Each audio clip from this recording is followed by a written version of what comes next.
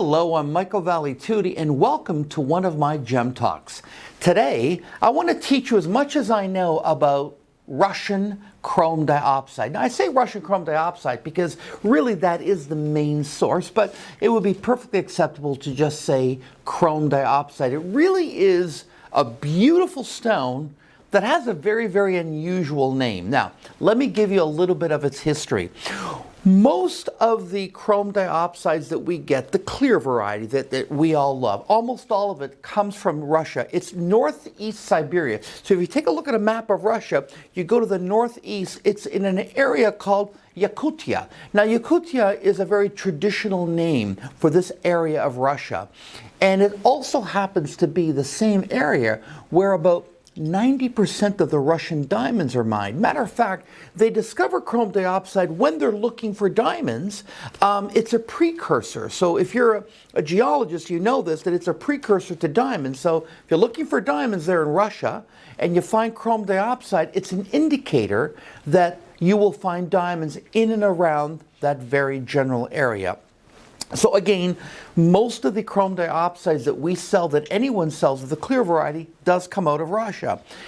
It's a very cold area, and it is true when you hear us say on television, you hear me say all these years that it's mined only 3 months of the year. It's basically June, July, and August. It's an area of the world that's very harsh in its environment. So it's about 9-month winters. Now, that's a very, very big deal for chrome diopside. It's because unlike diamonds where they can go very deep into shafts and all that, the chrome diopsides are mined very close to the surface. And a lot of it actually occurs right on the surface. So in the springtime when the snow melts, they'll actually see against, the white snow, little shards of green. And that is the chrome diopside sticking out. So if they let it go too long, then the moss in July and all that starts to grow over it, and it kind of covers it up. So a lot of the chrome diopsides that we get are from a town called Alden near the Ingali area, and they actually chop off these crystals all by hand. Before I get and show you some crystals, what I'm talking about, let me tell you about the stone. It's basically hand mined. So diamonds are mined using very, very big equipment and explosives and things like this because they're so hard. They're so indestructible in that way. So you can use heavy machinery. With chrome diopsides, like with tanzanite, you can't. You start to use explosives, you start to use big bulldozers and all that, you're going to destroy the material. So a lot of this has to be done by hand. There's a lot of challenges to that. It's time consuming. You got to get the right people to do it. And of course, it tends to yield much less product than if we were using heavy mechanization. The product, chrome diopside, the chemical composition is calcium, magnesium, silicon oxide. It crystallizes in the monoclinic crystal system, and it's going to have a hardness of about 5.5 to 6. Now that's going to put it in the same range as tanzanite. So you would wear your stone as you would a tanzanite. Now, unlike tanzanite, which is heat treated, chrome diopsides undergo absolutely no treatment whatsoever. So the color that we find them is the color that you get. Now, why are they not heat treated? Do you want to know the truth? They tried. It simply doesn't work. So they can heat them and irradiate them, and it does two things. It either makes the stone look worse, or it does nothing at all. So what's the point of doing it? So they don't do anything with it. It's idiochromatic. It comes out of the ground that color, and that's the color that it is. What's good about chrome diopside, it has a, relatively speaking, higher refractive index. The refractive index, it can go anywhere from about 1.66, if I remember, to about 1.73. It averages about 1.7. So the reason that it looks so bright is because that refractive index, when light goes into the stone, it bends it toward the norm. So when it exits the stone, it's much easier for them to configure the facets to spread the light out. So anytime a gem has a higher refractive index, it's going to appear brighter. So just to give you an example, 1.7 average, 1.73 is not that much worse than a sapphire, which we know is very bright, which is 1.7677. So very close to that. So once you hit that 1.7, I find the gems tend to be very, very bright looking.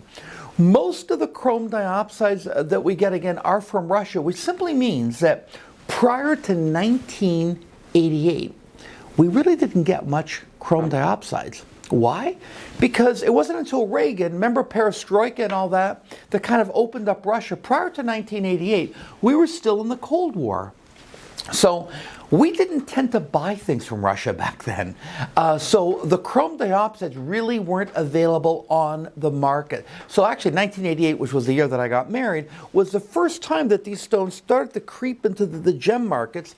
And if I recall, it really wasn't until the 90s, about mid to early 90s, that it really made a big splash in Tucson, when finally the Russian dealers were able to come over and show us the rough, and everyone went, wow, what an amazing natural color gemstone this is. Now, let me teach you about the sizes of chrome diopsides and why we tend to see it in the way that we see it. And it has to do with its crystal form and its crystal habit.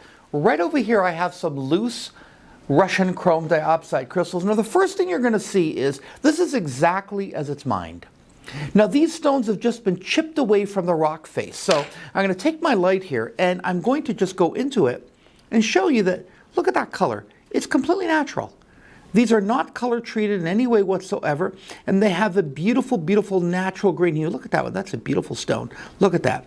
Here's the rough. Now, what are you noticing about these stones? I'll tell you what I notice as a gemologist is they're flat.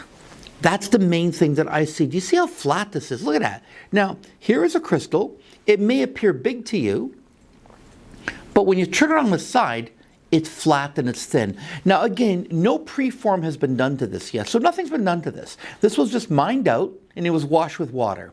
So this is what we would get to work with. Okay, this is very important for you to understand, because if I shine a light through that, you may not be able to see it, but I can already see some little tiny bits of inclusions there.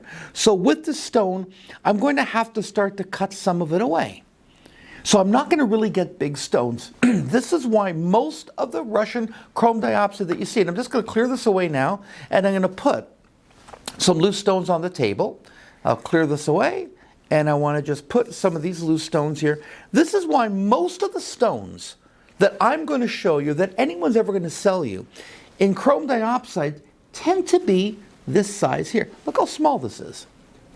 Now these are beautiful stones, and with chrome diopside, when you get them this size, the quality tends to be really, really good because we were able to cut a lot of gem material away. The largest general production size, now this is a 6x4.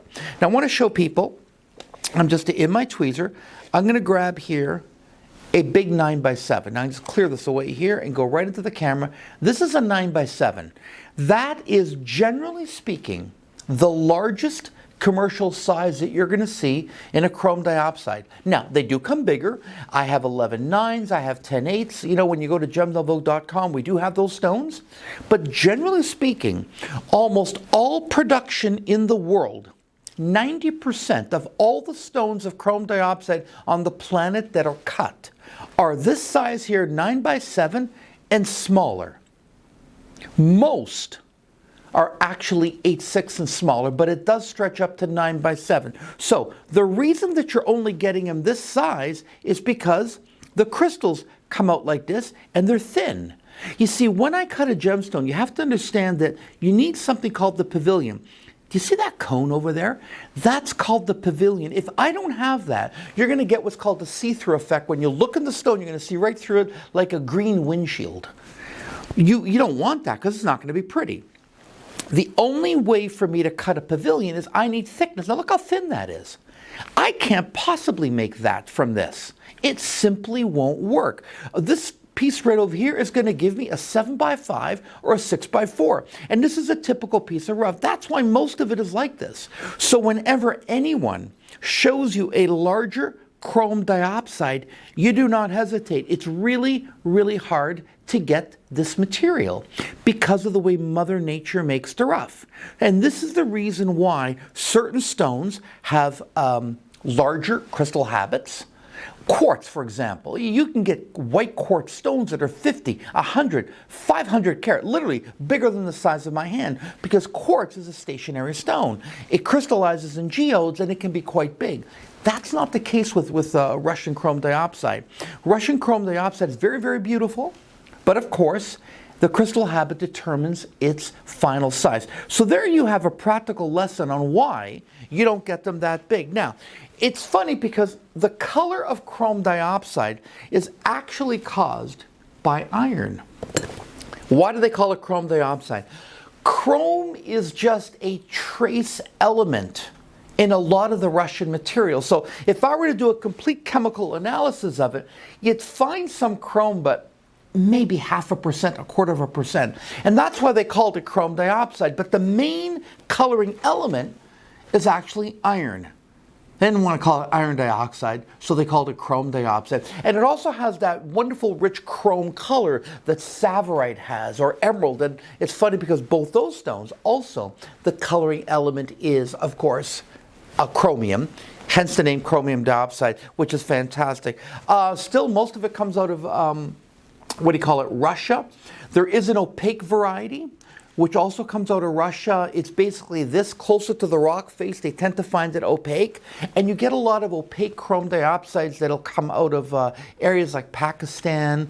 Some of it will come out of India. They really tend not to be that attractive. And in the chrome diopside family, you can also get dark green chrome diopside that have a star effect, but only have a 4-ray star versus a 6-ray star. Generally speaking, they're not that attractive. In the whole chrome diopside family, basically, if you want beautiful stones, that's what you get. And it's out of Yakutia, Siberia, only mined 3 months of the year, and they undergo absolutely no treatment whatsoever.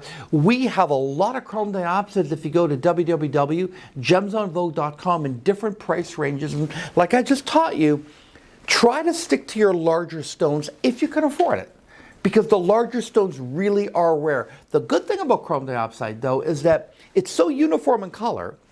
When I do cut it into a smaller stone, like rounds especially, when I can cut rounds 2, 3, 4 millimeter and you cluster them together, oh my goodness, it's just an unbelievable, beautiful gemstone. And it does not color fade, so if you live in a warmer climate, it's a perfectly safe stone for you to wear. Russian chrome diopside, you don't have to go to Siberia to get it. You just have to go to our website, gemsonvogue.com, and get shopping, because we've got tons of chrome diopside for you at absolutely fabulous prices.